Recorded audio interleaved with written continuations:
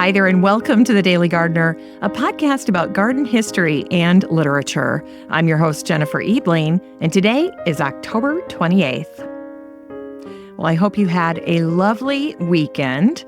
We spent some time up at the cabin, and I got to see my son, who comes home from college most weekends, and then his girlfriend, Charlotte, came down from Superior, Wisconsin. And so we had a lovely time playing games and watching movies and just hanging out. No yard work whatsoever. When I got back to lovely Maple Grove this morning, I discovered I had 2 antique garden books waiting for me. I had ordered them last week as I was doing research for the podcast. One of them was A Garden of Roses by Alfred Parsons. And so I get to see up close and personal his beautiful rose art. And these are all watercolors that he did. He also is the artist that had painted that beautiful scene and one of the few images that we have of Ellen Wilmot's house. So this was a great book to get. Fun to see it in person. And then the other book that I got was the biography of Alice Eastwood called Wonderland by Carol Green Wilson. And this book was from Cooperstown, New York. It came from Willis Money Books. I paid about $12 for it. It looked like it had barely been opened, like barely ever cracked open. So I was going through the pages and just taking a look at the condition of the book. And I happened to flip past the initial page, and what do I find? But this is a signed copy from the author. The author is Carol Green Wilson. She wrote Wonderland. And here's who she signed the book for. Mary Margaret McBride, the First Lady of Radio. So I was thrilled to find this inscription. She writes, "For Mary Margaret McBride, who broadcast belief in this story." And then Carol Green Wilson signs it, San Francisco, December 16, 1955. So this is an extra special copy for me. Total bonus to have it signed by the author. So that's my thrilling discovery of the week so far.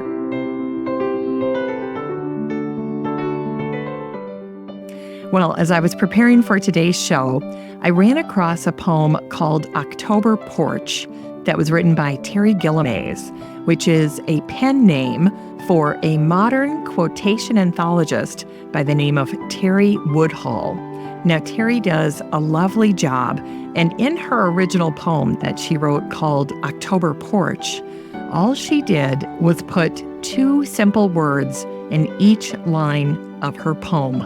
And I loved the simplicity of that, just 2 words per line. And so I was feeling inspired and crafted a poem for you today that captures the essence of these fleeting fall days when every garden task feels like a tender goodbye to another growing season. And so this poem is called October Garden Songs, and I'll read it for you quick, and I'll also put it in today's show notes. Anyway, here's October Garden Songs, inspired by Terry Gillimays. Garden tools, shed storing. Garden beds, mulch laying. Garden stems, frost fearing. Garden gates, latch clicking. Garden paths, leaf strewing. Garden chores, back bending. Garden rest, time nearing. Garden dreams, seed planting. Garden hopes, spring waiting. Garden thanks, heart swelling. Garden close, farewell whispering. Garden promise, next yearning. Isn't that sweet? Well, by the end of this week, the calendar will tell us that it is November. And isn't there a palpable sense of closure in the air, knowing that October's end is here this week? Now the garden cleanup checklist slowly gets shorter. We're nearing the end, and our thoughts begin to drift toward spring's distant promise. And it's in this transitional moment that we are invited to pause and reflect. What triumphs did your garden celebrate this year? Which plants surprised you with their resilience or abundance? Perhaps more importantly, what lessons did your garden teach you? Now is the perfect time to consider how next year's garden could bring even more joy without straining your resources. Could a smart investment in perennials reduce your annual cost? Maybe you want to boost your companion planting to maximize your space and yield. As we prepare to turn the seasonal page, remember that every garden close is merely a pause in the endless cycle of growth and renewal in your garden. Your garden isn't ending. It's simply preparing for its next magnificent chapter. All right, it's time for today's garden history.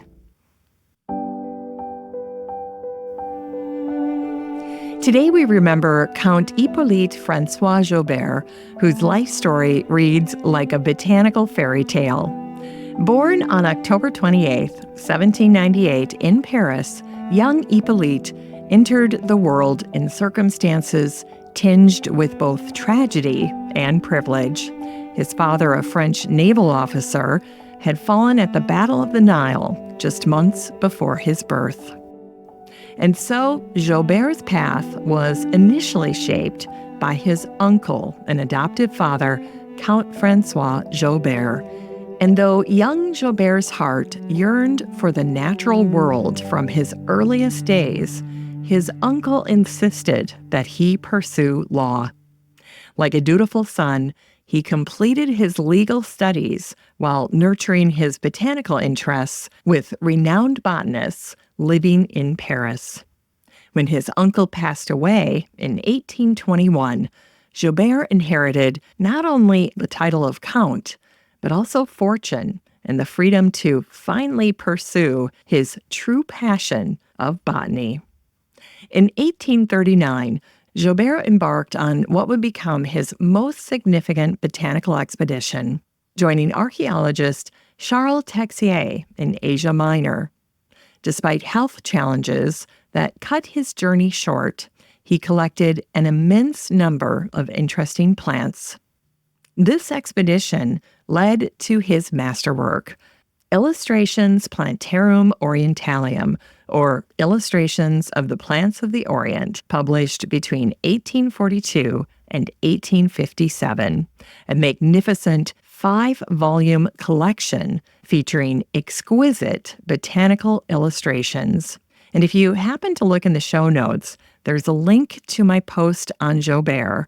I've included about a dozen different illustrations from Jaubert's masterwork, one of which is a beautiful illustration of a pine, and you could use it as part of your holiday or winter decor. So beautiful artwork depicting so many different types of plants from throughout Asia. Just absolutely gorgeous.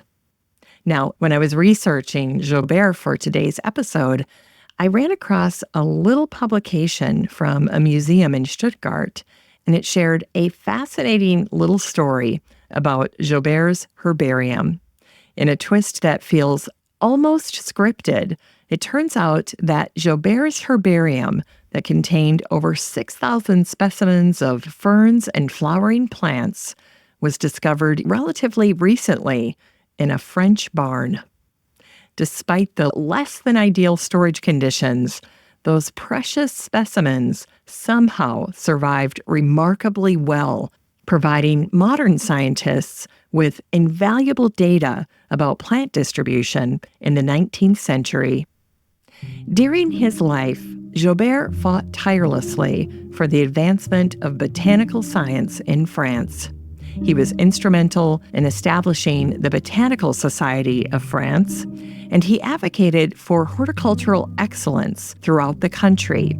He was always comparing France to Belgium, and Belgium was the gold standard when it came to botany. The country had made it a priority. Jaubert's dedication to both science and public service showed how his legal training, though initially unwanted, enabled him to serve both his passion and his country effectively. Jaubert was a politician and served in the French Parliament for most of his adult life. When he passed away in Montpellier in 1874, he left behind more than pressed flowers, more than his precious herbarium sheets. He left a legacy of following one's dreams while serving the greater good.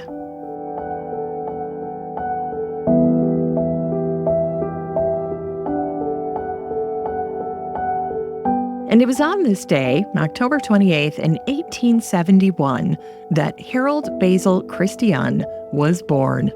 His journey into botany began with an unsightly rock and turned into one of the world's most important aloe collections.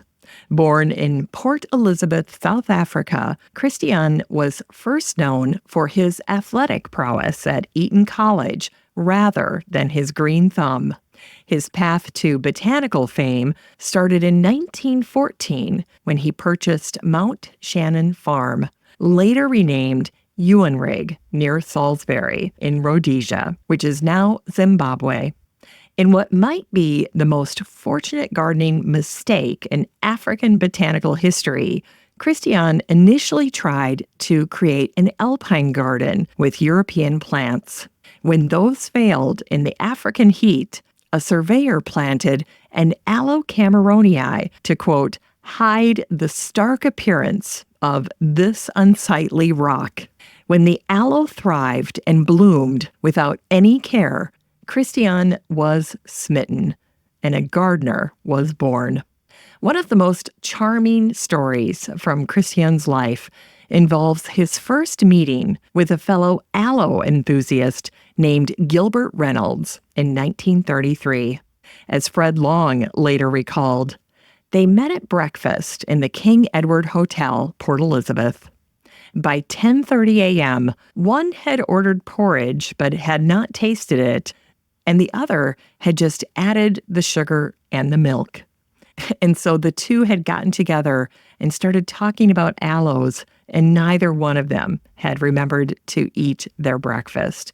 And if you're a gardener who loves talking about plants, I'm sure the same thing has happened to you when you get together with a friend, you start talking about gardening, and the waiter keeps coming back to your table saying, "Are you ready to order?" And you're not ready because you've been talking about plants too much. It happens, and it happened to Basil Christian. Well, that uneaten breakfast led to a pivotal collaboration. Reynolds would study aloes south of the Limpopo River, while Christian focused on species to the north. In 1937, Christian lost his right arm above the elbow due to an infection. Remarkably, he taught himself to write detailed botanical descriptions with his left hand, maintaining meticulous records in leather-bound notebooks. As one contemporary noted, he was, quote, a very gallant gentleman doing grand work under the heaviest of handicaps. Christian's garden at Ewanrig became world-renowned. In 1939, Gilbert Reynolds, his dear friend, wrote these words: "The memory of that unique garden, of the rockeries and pools, and especially the blaze of color put up by the masses of Aloe cameroni, will linger for many a year to come. We left Ewanrig reluctantly, but with the earnest hope that we would be able to visit it again one day." Working with botanist Claire Verdorn, Christian helped identify 28 previously unknown aloe species. His expertise was so respected that Kew Gardens in London and the Division of Botany in Pretoria regularly sent him specimens for study. Before his death in 1950, Christian bequeathed his entire 707-acre estate to the nation of Rhodesia, Today, Ewanrigg National Park continues his legacy, housing one of the world's most significant aloe collections. His devotion to these plants is commemorated in Aloe Christianii, named in his honor.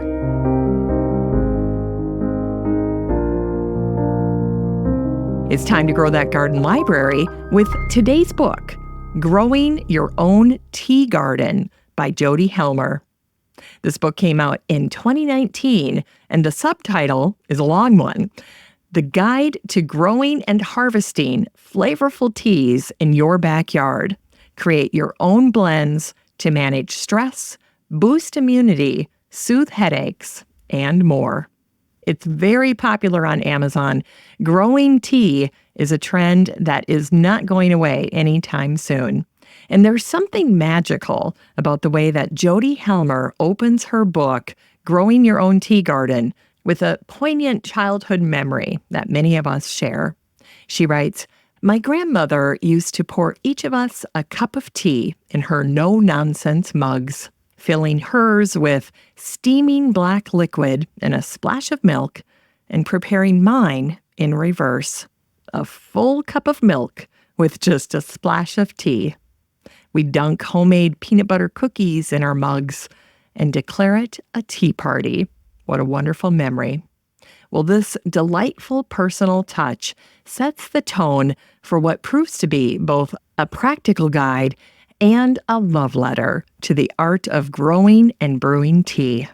This comprehensive guide transforms the simple act of brewing tea into an engaging garden-to-cup adventure. Now, in her book, Jody educates us about the world of tea, and it's a lot bigger than you might suspect. In one early sidebar, she addresses the distinction between true tea and tisanes. As Jody explains, true tea comes solely from the Camellia sinensis plant, while tisanes encompass the vast world of herbal infusions that we often call tea. And this knowledge fundamentally shifts how we think about the possibilities in our own gardens. Now, what makes this book particularly special is its practical approach to garden design. Jody offers 9 themed gardens that you can implement in your own kitchen garden. An immunity-boosting garden, a garden dedicated to soothing headaches, a relaxation-inducing garden, even a sleepy time garden, and yes, even a hangover-curing garden. This book covers 60 plants that are suitable for tea making, but it's not just a catalog of options. Jody provides detailed guidance on cultivation practices for various climates, harvesting techniques, drying and storage methods, and then brewing tips for the perfect cup. As she writes, a tea garden provides instant access to fresh, flavorful herbs and allows you to get creative, mixing different plantings to create one-of-a-kind blends. And while it might seem daunting or fancy, growing the ingredients for tea is actually a great project for both beginners and experienced gardeners. And I couldn't agree more. In fact, I always tell beginning gardeners that herbs are one of the best investments you can make in your garden because they are aromatics. They have a strong scent, and that is what repels pests. So beginning gardeners or trying to put together a garden that you can enjoy with little kids, a tea garden is perfect for that. This book is 144 delightful pages that teach you how to grow and harvest flavorful teas in your own backyard. You can get a copy of Growing Your Own Tea Garden by Jody Helmer and support the show using the Amazon link in today's show notes for around $11. It's a steal.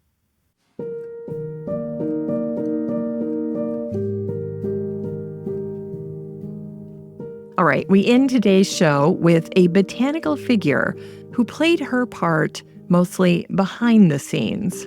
It was on this day, October 28th, 1744, that Sarah Sophia Banks was born. Her family and friends knew her as Sophie, and she reminds us that behind every great gardener often stands an equally remarkable helper, supporter, and collaborator. While her brother, Sir Joseph Banks, is remembered as Britain's most influential botanist of the Georgian era, Sophie was far more than just the botanist's sister. She was his intellectual partner, discussing plant biology with him and significantly influencing his writings. Most notably, she recopied and edited the entire manuscript of his Newfoundland voyage, which took place in 1766. Now, Sophie's passion for collecting went far beyond botanical specimens. Living with her brother, as she did, at 32 Soho Square, she amassed an astounding collection of over 9,000 coins, medals, books, and other ephemera. Her meticulous documentation of everyday life, from theater tickets to newspaper clippings, provides us with an invaluable window into Georgian society.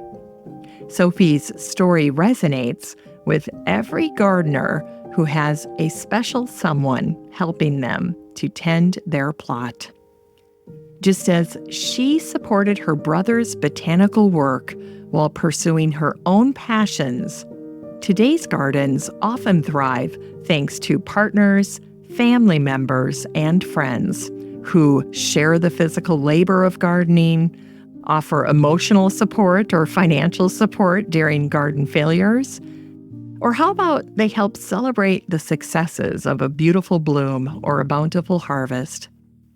Surely, there is someone behind every gardener who provides a sounding board for new ideas. These important people behind every garden. In Sophie's obituary, it was noted that, quote, like her venerable brother, she was strongly animated with a zeal for science and the study of natural history. And it was this shared intellectual curiosity that made the Banks siblings a formidable team in advancing botanical knowledge. When Sophie passed away in 1818, she left an extraordinary legacy that continues to enrich our understanding of both botanical and social history. Her collections, now housed in the British Museum and the Royal Mint Museum, remind us that sometimes the most significant contributions to gardening come from those working quietly alongside the more famous names. So the next time you're in your garden, remember Sophie Banks and celebrate those special people who make our gardens and our gardening lives so much richer. Well, today we've met some remarkable people who remind us that gardening isn't just about plants. It's about passion, perseverance, and the quiet helpers who make botanical dreams possible. We started with the changing October garden, that bittersweet time when we put our gardens to bed while already dreaming of spring. Then we met Count Jaubert, who showed us that it's never too late to follow your heart's true calling, even if you have to study law first. Then Harold Basil Christian taught us how one unsightly rock led to a world-famous garden, proving that sometimes our greatest frustrations become our finest inspirations. We discovered the joy of growing our own tea garden thanks to Jody Helmer's delightful guide. And finally, we met the remarkable Sophie Banks, who reminds us that behind every great gardener often stands an equally remarkable helper, supporter, and friend. These stories remind us that whether we're pressing flowers, collecting specimens, brewing tea, or simply pulling weeds with a loved one or part of a grand tradition of people who have found meaning, purpose, and joy in the garden. Thanks for listening to The Daily Gardener. And remember, for a happy, healthy life, garden every day.